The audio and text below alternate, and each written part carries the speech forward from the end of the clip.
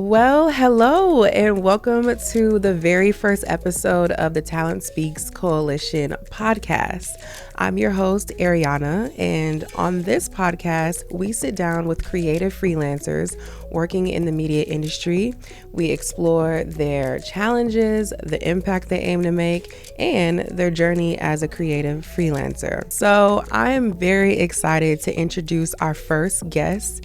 She is a self-taught muralist, graphic artist, and painter. She is also one of the original creators of Talent Speaks. We'll get into that a little bit later, but I am so honored and stoked to have her here. Sawai, welcome to the first episode of the Coalition podcast. Thank you. I'm excited to be here. So, before we really get into the nitty gritty of today's conversation, I want to first ask you, when did you first realize you were talented?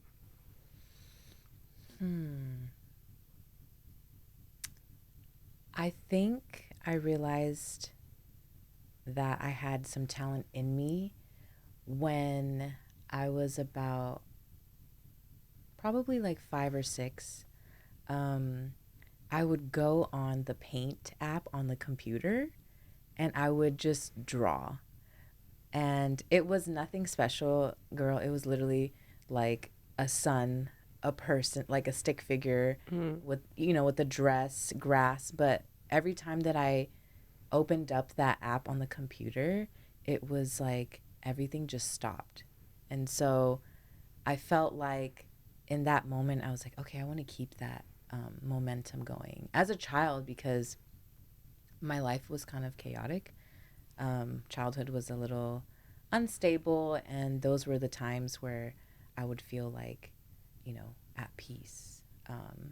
And so after that, I always kept drawing, coloring. It always brought me peace. It was very quiet every time I picked up colored pencil or a crayon. And then fast forward to an adult, I think it really hit me when I was in my late 20s, probably like 26. So I picked up a paintbrush just because I wanted to feel that silent, peaceful trance again because I was going through so much. And You wanted to feel that stroke, that yes, see that color. Mm-hmm. yes, and I would just go in like this really weird, like quiet state, lock myself in the room, and then probably spend like 2 hours painting. And it was just so nice because after that I felt a lot better. But yeah, that's just always a time for me to decompress, because at this big age, we got a lot of stuff going on as an adult. We do. And, we're going to get into that because adulting, working, being creative is a lot. Yes. So, for those who don't know, you actually made the logo and the podcast art for this coalition. When you come to a graphic designer, it's like a service that you're asking for. But I feel like it actually blossomed into this really like fun, collaborative like effort between us. Can you kind of tell me like how you felt about when I came to you about creating this design for the coalition and like how you like approach creative partnerships? I was really excited. I feel like every time that I'm approached with a creative, maybe project or maybe some sort of inquiry, I always like to do, I guess in the professional world, it's called a consultation. But that's just a chance for me to like build a connection to see if I can connect with the person that is coming to me. So it's more than just money for me. And it's more than just like, okay, I'm just trying to get this so that I could put on my resume or whatever, my portfolio. But I felt like when we were connecting, I was like, okay, this person, we're very aligned. And that's what I look for. If I don't feel aligned with that person or that person's like mission statement, I'll kind of redirect and be like, hey, I don't think I can produce something that you're looking for, but I have other people in mind. And I always try to put my friends on, because everyone gets to eat too.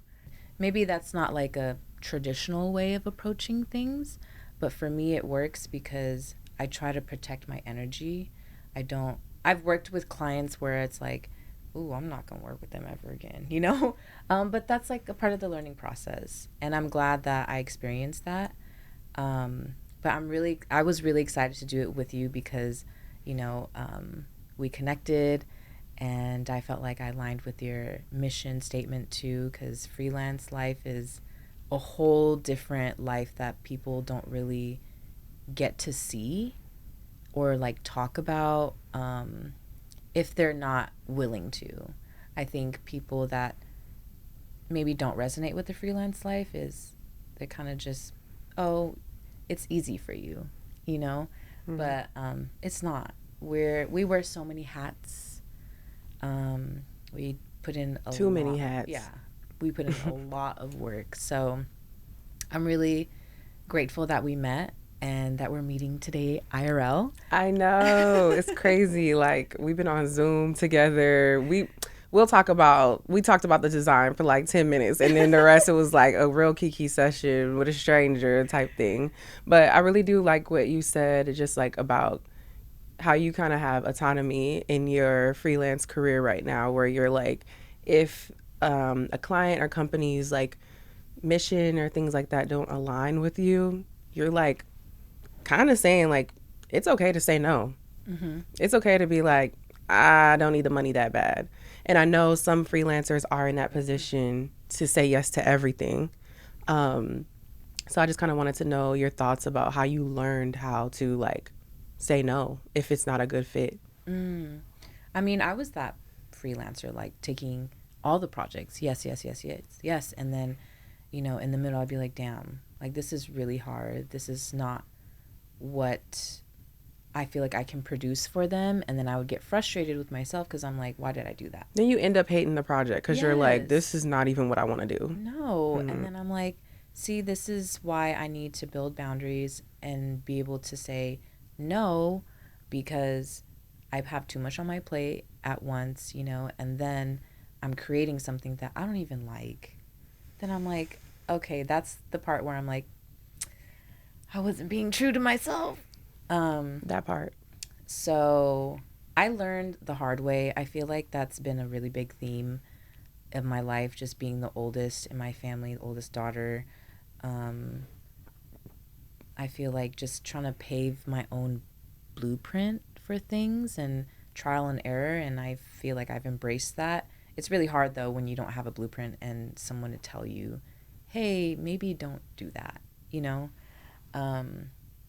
But it's okay. I feel like I've learned multiple times through these projects where I'm like, oh, I could have said no, or I could have gave it to somebody else, you know? Maybe that would have benefited them, because I feel like when I have said yes, yes, yes, I'm only accepting it because it's coming from a place of fear and scarcity mindset. Like, damn, I got to get this bread, you know? Yep. But it's not healthy for me because I'm over here deteriorating. Literally, like staying up, working all these long hours to deliver something that you're not maybe even proud of, didn't want to do. So, yeah, it took me probably like a year, honestly, because I wanted to experience and kind of push myself. Okay, I don't think I could do this, but I need to be delusional enough to be like, let me try, you know? And I feel like it pushed me to create things that I wouldn't have been maybe open to. But now I feel like I have those connections with other artists or designers where I can be like, hey, do you want this project? It's not something that I think I could do. And I think it takes a lot of like vulnerability and like courage to be like, hey, like, you want this project? Because in LA, everyone's like, me, me, me, me, me. But a project that you did say yes to last summer was with Fenty Beauty. Period. You last year were a part of Fenty's Asian American Pacific Islander Heritage Month campaign. How did that opportunity come about? And can you tell us how that impacted you as an artist? I was actually approached by someone from the Fenty department, but they were actually another Cambodian Mm. that resided. I think they lived in the Bay for a little bit, but then they were also, still connected to Long Beach. Um, and I'm so grateful for them because we had talked after, because they came to the campaign photo shoot and film day, and he was like, yeah, I had to put my people on. And that just warmed my heart I love because that. I was like, what? What do you mean? I mean, obviously, yes, I understood what that meant, but in that moment, I think it just created so much love and joy in my heart because I think as a Khmer, or we call our people Khmer. So as a Khmer American, it's really it's really nice to have that sense of community within each other because I feel like for so long we've been disconnected. I think because of assimilation, our grandparents, our parents wanted us to assimilate to the American culture. So along the way, our culture was lost.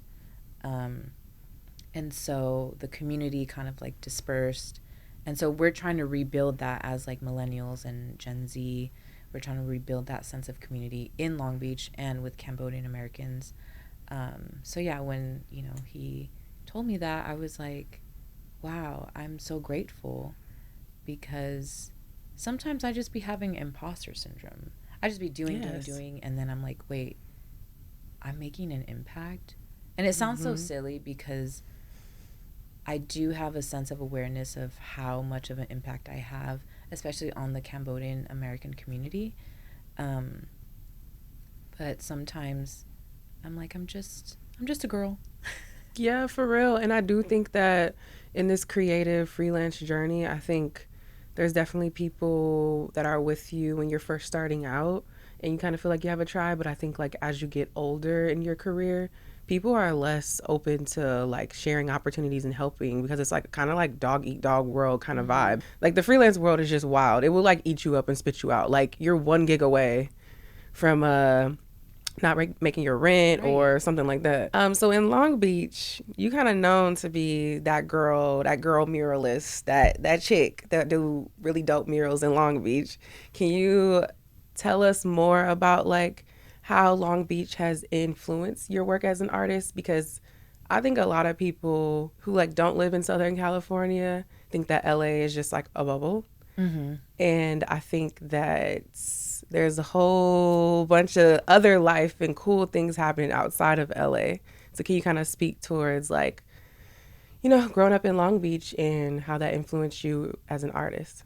Yeah. So I love Long Beach. I was born there. I would always go back and forth, so I wasn't raised there, but I have family there. And so when I graduated high school, I was like, I'm making my way back to, like, to me, it's like the motherland, but obviously my motherland is Cambodia. Right. Um, but that was like my home. I always felt home there. Every time I would be with my family in that city, I just felt this weird sense of, not weird, but it was just like a sense of peace. Mm-hmm. And so, yeah, I came back after high school and went to college, did my thing that I was supposed to, go to school, Mm-hmm. do a good job, work. And let me Um, just say, I don't think that you necessarily need to go to college to be a creative freelancer. oh, absolutely. I agree. Okay, cool. Because I had to get Yeah. into arguments with people about this. I'm like, my college degree did not get me to be a producer. Like, did not teach me about production at all. But Mm. anyway, that was my little 2 cents about that. No, I appreciate you sharing that because I think, everyone, it's a societal pressure of like, you need to go to college.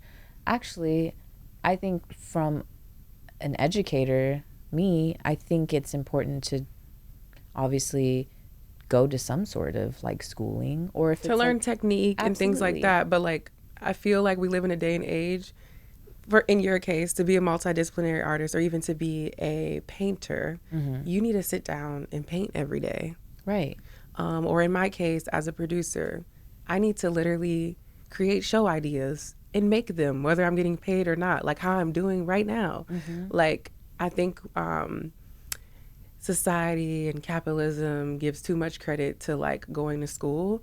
And I feel like the most creative people that I actually meet either dropped out, they didn't go to school, self-taught like yourself. So I don't know if the future of freelancing is rooted in going to school. And I know going to school is like a safety net for people, just in general. Like they think to figure out their life, they have to go to college or go to school. And it's just like, no, we can be more creative about our career paths. Like I like to call myself a first gen creative freelancer. Nobody in my family knows what I do. They've never done this. They've all Sounds had about regular right. W-2 jobs. They don't know about that 1099 life, like none of that, you know? Yeah. But I think it's dope that you came back to your, what did you call Long Beach, your homeland, Yeah, my motherland. your motherland? Yeah. How many murals do you have up right now in Long Beach? I have 4. Yeah, 4. One just got destroyed, but that's just the nature of Destroyed? What happened? it. Just like Weather? weathering, Okay. but also like graffiti. Yeah. I'm like, it's okay. The tagging is crazy. It is. And, you know, they should know better because it's artwork. It's not like someone else tagging. How did you like find out that you drove past it? Because you drive past your art Yeah. every day. You're like, So I always like to check up on my work. But if it's something that like I can't control, it's out of my control, and it keeps getting tagged on, I just leave it alone.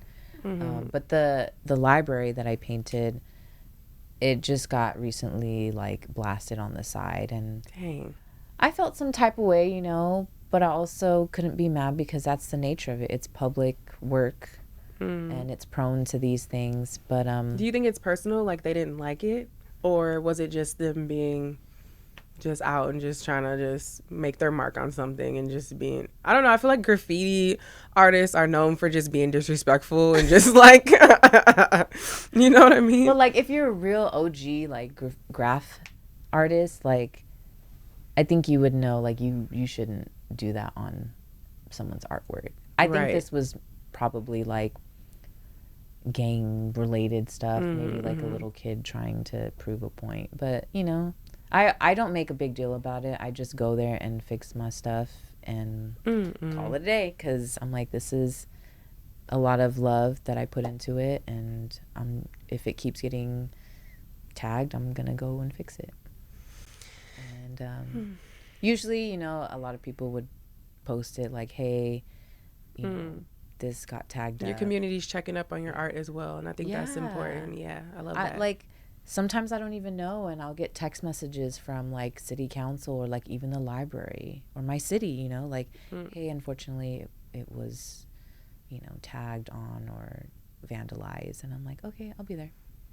And that's always nice, because that's the reason why with murals I always try to involve my community, because it's theirs, it's the city's, you know. And I feel like that's like a beautiful part of what I do, because then they feel like connected to it as well, you know. Yeah, I love that. Well, Sawai girl, you know I can talk to you all day. I know, we can kiki all day. That's the thing. It really is refreshing to always talk to you, and I think that there's so much beauty even in the hardships of creative freelancing. Even like somebody just like tagging your artwork, that's like really hard it's like hard to live with. But I love that you're kind of like turning that around and being like, I can always fix it, I can always make improvements, and I can create more art in other places and spaces. Before we go, can you tell us really quick about what projects you're working on right now, and what do you hope people take away from your next project?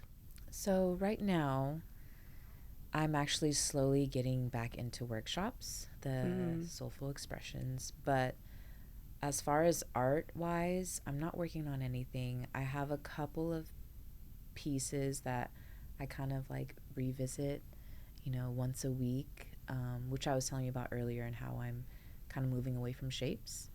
Um, and I think I'm just taking a low key approach right now. I am extremely exhausted from the energy I exerted last year, and I feel like I'm trying to pour back into my cup, but it's happening very slowly, and I'm kind of getting impatient. So that's where I'm like, okay, give myself some grace. I did a lot. I'm doing a lot still because I'm still trying to pay my bills. Yep. It's a hard balance. It's very hard. It's hard. Every time I get with like my friends to talk about what we're doing next, they're like, girl, you gotta balance. I'm like, I don't even know what that even is. Yeah, like I think the hustle ends up becoming like a part of your art as well. Like even as a producer, I'm just like, I cannot stop producing. Like if I don't produce, like that's my artistry. Like right, I have to eat in that way. Like right. if it doesn't happen, I'm gonna be depressed. So it's kind of like I've been telling myself this is the frequency like I need to be on to like feel good spiritually about the work that I'm doing, but also like keep that continuous money coming in as well. It's so hard. Like nobody teaches you that. No, yeah. You have to find that. But I think as I'm getting back into creating and finding my spark, I think I hope that I can be an example to other women creatives, artists, and the youth. I really feel like I hope that they can watch what I do and also give themselves grace too. We can't just keep going and going and going. Like literally, I feel like I ran myself into the ground last year, and that's not okay. Because now I'm like super exhausted. I feel empty. And just to keep it real, like I feel like in LA or just this culture, it's like, no, okay, what's next? It doesn't work like that, especially as an artist. I don't think like money can always be the intention. I think you have to like be intentional about yourself. And I really love that you're taking space right now to like move organically in creating art. And like, I don't know, it sounds like a prototype for an artist, but I think it applies to all types of artists and creatives working in the field. It's just like sometimes there is going to be some seasons and months where you're not going to have the gigs that you want or get the clients that you want. And so how can you like take care of yourself but also maintain a frequency that works for you, right? Yeah. Well, girl, Miss Sawai, can you tell the people where they can find you and also maybe come to one of your workshops? Yes, so you can find me on Instagram at sawai.co, SAWAI.co, and I usually will post maybe 3 weeks out promoting workshops. But yeah, I will do them once a month, so you can find it on there. Thanks, girl, again for coming on, and hopefully we will work together on another project very soon. Yes, absolutely. Thank you for having me. Appreciate you. And thank you for tuning in to our very first episode of the Talent Speaks podcast. You can find this podcast on Instagram at talentspeaks.pod. And if you are in the LA area, you can join the coalition. It's free. We're just a community group at talentspeaks.co. All right, we'll see you next time.